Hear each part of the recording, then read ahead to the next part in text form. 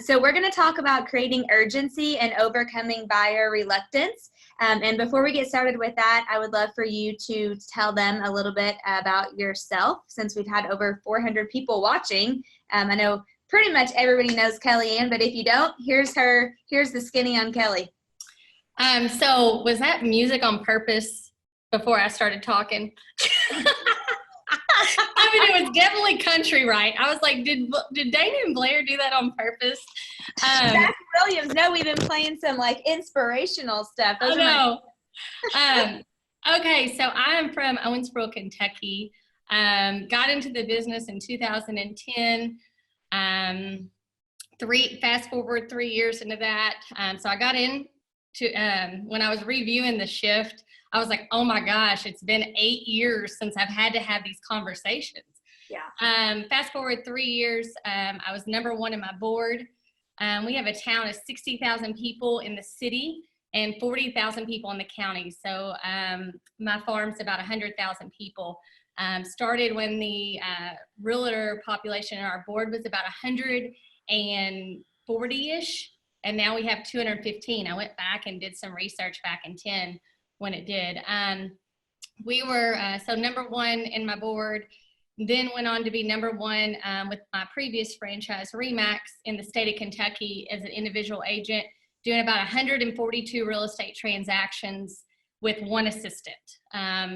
It was crazy life. Started a team, moved over to KW. It's been a uphill race, can say the least. Anybody that works closely with me knows that this is probably the perfect topic for me to talk about, because I'm probably the most urgent leader there is, and I throw a lot of frisbees at my people. Our team will do over 200 transactions, and I also have the privilege of being an operating partner of 3 market centers, and I also have a property management company as well. So a lot of balls to juggle in the air, right? Right, exactly. So, well, actually, before you get started on this, how are you feeling about things right now? How is it in a small market? So I actually polled all my agents because, we've got a big crowd on today. We've got from Columbus to Cincinnati to Lexington to small town folks. Yes. So it's very different. We're seeing, I did poll my agents, I'm seeing about a 50% drop off in showings right now. So we've taken some extra precautions to make sure before we're showing a property that every buyer's pre-approved. And honestly, I think it's making our agents a lot better of not jumping and going, because we're not able to do that. Yeah. And then we're seeing virtual tours. I'm seeing in a small market that a lot of the agents that aren't tech, like Jason just talked about, by the way, I have to be the next presenter after Mr. President. It's a little intimidating. But anyway, so anyways, we're seeing crazy, since we do have the most listings in our town. We're seeing agents that aren't keeping up with technology, and their buyers are reaching out to us right now asking for virtual tours, which is crazy. Wow. I know. So talk about opportunity and finding the shiny object in it. So and we're seeing buyer reluctance and we're seeing seller reluctance. So yeah, that's what we're seeing. Okay, cool. Well, talk to us a little bit about overcoming buyer reluctance and creating urgency in our clients. Okay, so if you think, so this is one thing I've been preaching, I guess, on my soapbox to my agents is, most of the realtor population, at least in our board, 50% of it is agents that got in the last 8 years, right? And so I don't know if that's how it is on the rest of the market. So what I'm telling them is, get your head out of the sand, guys. These are different conversations. Just because you've been so successful these past few years does not mean you know this kind of skill yet. So get your head in the book, read this book over and over. I can't stress enough. I even went back and Peter did fabulous this morning, and I've got my handy dandy flip chart as well that we're going to talk about. He talked about a lot of things to do with sellers, and I'm going to focus more on buyers today. But guys, you have not had these conversations. And I remember back in 10, when I was a new agent and everybody was getting out, everybody told me not to, right? And I remember that I had to quickly learn to be the economist in this time. Yeah. And I feel like the realtor population, about 70% of them aren't economists. They're not. Yeah. And I want y'all to like think about that and let that sink in. If you don't know the days on the market for every category of home, if you don't know your median price range, if you don't even know how to collect that data, I'm going to encourage you to look at that, because this is what's going to help your buyers get to the closing table. And the agents that do not learn this right now, you will be the 20% of agents that get out of the business this year. Yeah. Yeah, that's very true. So let me ask you a question around that. What do you think is the best way if somebody feels like, man, I don't really feel like I am the economist right now? What's the best way for them to start to become that? Okay, so this is my little handy dandy split chart. So yes. One thing you've got to, and I would go back to your KPA. Those that aren't with Keller Williams, reach out to Keller Williams Leadership, get a KPA. Hey, we don't care. We give them out free all the time. Yeah. Learn what your responsiveness is and where it is in your KPA. If your responsiveness is not high, dig into yourself and realize that you're going to have to get better at this, because your job now is to create urgency. How do you create urgency? Now, what I am saying is this isn't a time to look at your buyers and work on those gray buyers of having cold feet. You really can't get someone to change their thoughts on not wanting to buy right now. What you've got to do is figure out your black and your white, right? Who's going to buy now because of personal reasons, or who's not going to buy right now. You don't have time to work with the people in this moment. I'm not saying future, but in this moment, you're not Keller Personality Assessment is what KPA stands for. You don't have time to waste time with the tire kickers. Okay, so pre-qualify the buyer, make them drive by the house, you know, get it down to 5 houses that they want to see. Do everything possible, but we don't have time to work with those people. And I remember that. I do remember back in 2010 and 2013, until I came to KW, I didn't understand what a nurture system was, because for 3 years, all I focused on was the urgent buyers. And then when the market turned and started to go up, I had to figure out a follow-up plan, because all I knew how to do was work with the urgent buyers, and I was really bad at my follow-up, okay? So that's the difference between getting, as an agent, of getting into the market when you're shifting versus when you're not shifting. So what causes fear right now? They don't know, they're afraid to pay too much, loss of job uncertainty. So what I would do, if you're having buyers, like first you've got to figure out, I've got on here, you've got to figure out if they're ready, willing, and able, right? Able means, can they financially afford it? Do they have a secure job? Are they, you know, right? Our healthcare, our teachers, those are by all means the people that have jobs right now. 2, ready. Do they have personal reasons? Are they getting married? Unfortunately, are they getting divorced? Is it an estate deal? What's going on that's going to have to make them buy or sell or whatever? That's usually shift proof, right? There's always a market. And then willingness, their sense of urgency. This is where you're going to have to, as an agent, figure that out. So their fear of paying too much, or what's going on. So Kurt, can you see my flip chart, Dana? Yeah, we got it. It looks good. Okay. So this is the points of realization, and I think this is on page 169 to 171. So make sure that you can do this graph if you're having some buyer reluctance right now. This is what I would say. Mr. or Mrs. Buyer, right? Right now, there's barely any buyers looking at properties, okay? And whenever we do get out of our homes and we're able to show properties, and our governors have lifted some of the precautionary stuff off, right? Then there's going to be a surplus of buyers, and by that time, you're going to be in multiple offers. Right now, we may be able to take advantage of not having multiple offers so that we can get you the best price. Because what's going on right now, like Peter talked about this morning, when we're pricing homes, these are home prices, right? This is time. So for years, we've been up here from 2008 or 2012, 13 to 2020. We've been up here. Well, what's going on right now is the market is declining. So you're going to ask them, hey, at what point are you going to realize when the market goes back up and buyers re-enter? Well, they're going to say, and then you start to use your pencil and you start to go up. And that's whenever we get past this coronavirus and we're able to get back into homes. Well, right now, and usually it's past the point of the lowest point that home is worth, right? Does that make sense? Yep. And so then, and if you keep turning onto page 171, the next point of realization is, how are you going to know when prices peak? Well, you're not going to know until they go back down. So normally it's super hard to predict these spots, the bottom and the top, right? And so what you want to tell them is, right now we are shifting. We're shifting at this moment.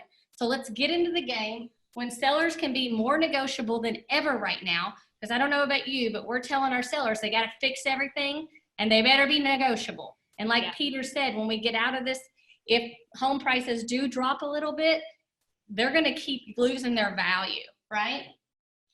So what you want to tell them is the whole real estate game is long-term investment, not short-term. And if you bank on making your money in the short term, your market is always going to dictate your success.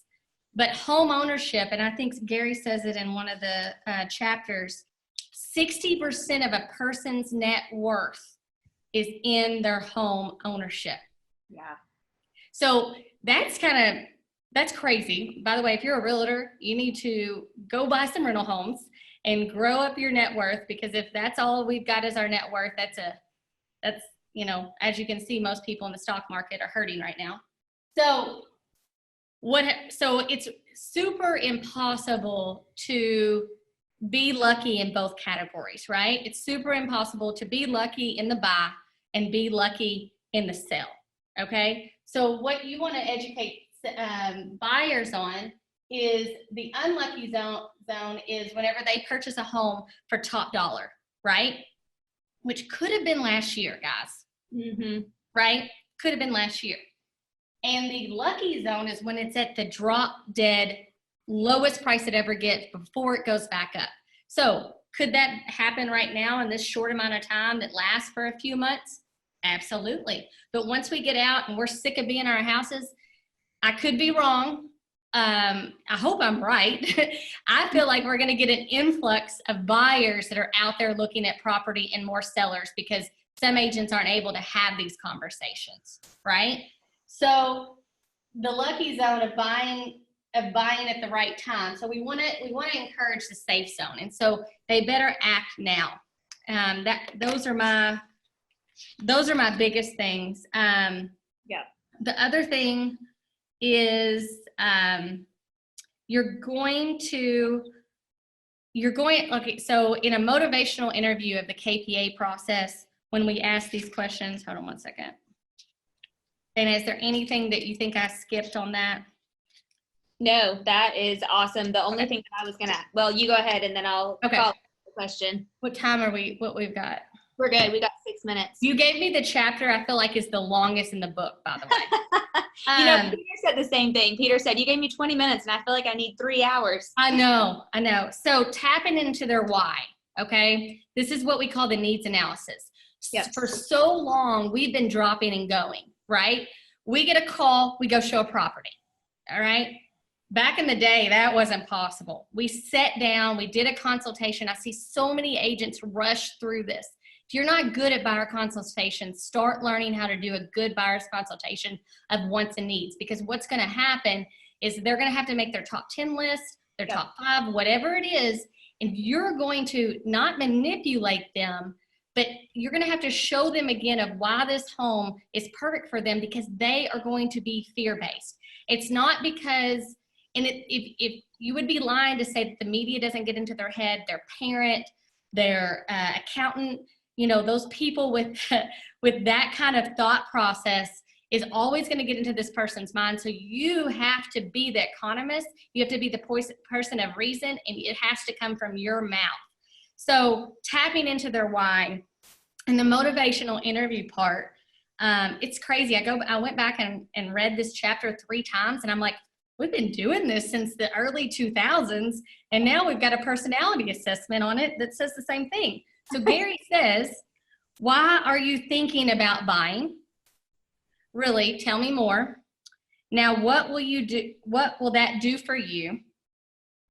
And then you ask, well, what will that mean for your family? And you go back and forth on those 2 questions, deeper and deeper and deeper and deeper. So yes, you become an economist, a psychologist, therapist, and a coach now, okay? All together. Yes, and so those agents that really figure out how to tap into people's why, become the market expert, and their responsiveness goes through the roof are the ones that are going to survive. This isn't manipulation time. This is just getting them to the table and resurfacing their wants and needs and their whys.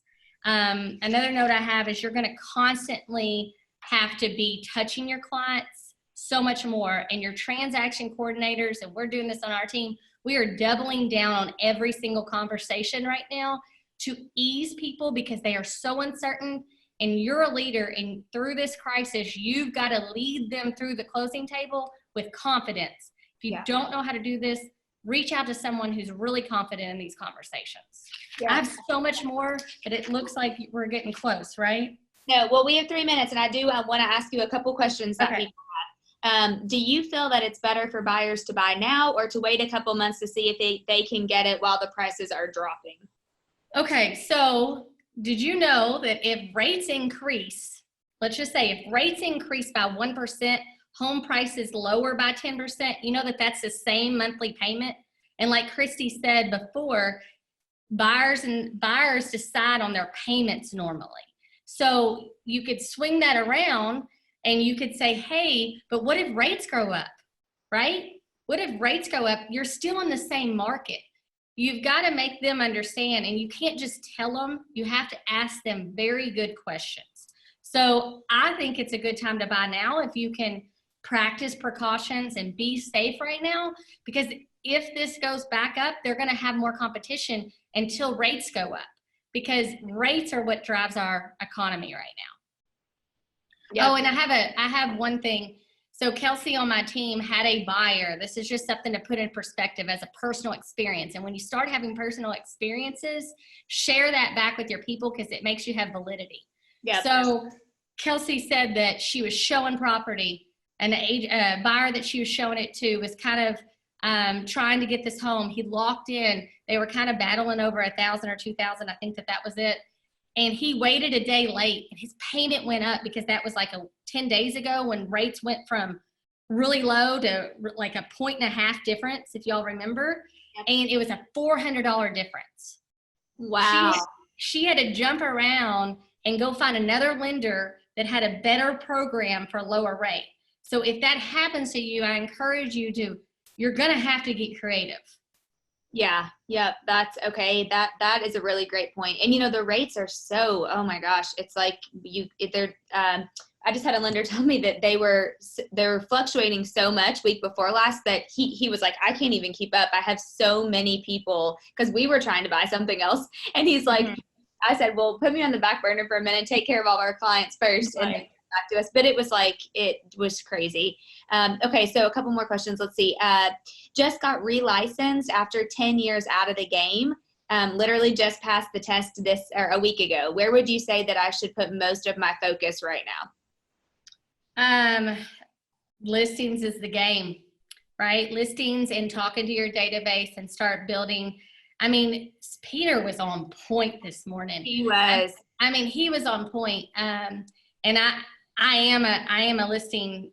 That's really where I go to too. I'm a major lister right now, so I'm going to get on the horn and start calling every person. Our team is having huge success right now for sale by owners. For sale by owners are not going to have, like Jason said, this is a whole new game. They're going to need realtors more than ever. They can't do this by themselves.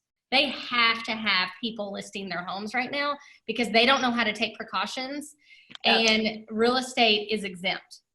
So. Yeah, totally. Okay, let me just make sure. Gosh, I know there's so much I want to ask you a million questions. Somebody said, can you describe the safe zone again? I mean, we're out of time, but reach out to me. I mean, Safe Zone and read. I think that's on page 172. And honestly, that's just a really great couple of pages to read, especially if you are not great at this stuff. Maybe you haven't mastered it yet, because it's going to walk you exactly right through it. And then present it to someone. Present it like, this is just, and the other thing that this chapter talks about that you all need to go back and read is that if sellers get reluctant in selling, the savings when the market goes back up is higher in the higher price point. So they might lose at this point, but then when on the upshift, they'll gain when the market goes back up in the higher price point. So there's another conversation if you're working with a client that's a seller and a buyer, to show them the gain that they'll gain buying up. Yeah. And then you need to go back and read that. Yeah, that's such a great point. Such a great point. So I have a random question for you that has nothing to do with this. I know you've been watching the last couple of days. As a rainmaker yourself and a leader, what's been your biggest aha, and why should people be tuning into these? Oh, I've had so many ahas. I'll tell you what, I challenge my MCA and my director of operations, Mandy, to figure out the savings on the expenses. I swear to you, we've probably saved over $4,000 between all my companies within the last 24 hours. That's awesome. It is just, I've got my rental property portfolio. We've got 30 plus, 40 plus rentals. I've had my payments deferred for my rentals to protect me on my tenants for up to 180 days to being deferred. That's awesome. Yeah, super awesome. And I guess I have a bunch of ahas. This excites me because this is whenever I was born. Yeah. So it's like these conversations come natural to me because I studied it so hard in those years. Yeah. Yep.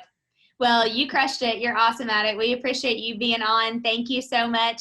If you guys have any more questions, just put them in there. And then Kelly, I know, probably can stay on and answer some in the chat too. And then, wait, Kelly, how can they contact you? Where can they follow you? So you can follow me. We are the Harris Jarbo Group. That is my Facebook and Instagram. Spell Jarbo. Kelly and, Kelsey Jarbo is my partner. And Kelly and Harris, but I have 5,000 friends. So just follow me and send me an invite, and I'll go in and delete someone. And then my email is Kelly, KELLYANNE. They spelt my name wrong, at kw.com. Awesome. Will you spell Jarbo so people can look that up? JARBOE. You're asking me to spell? I know. Kentucky education. I know you and I are two of the worst spellers on the planet. So, all right, girl. Thank you so much.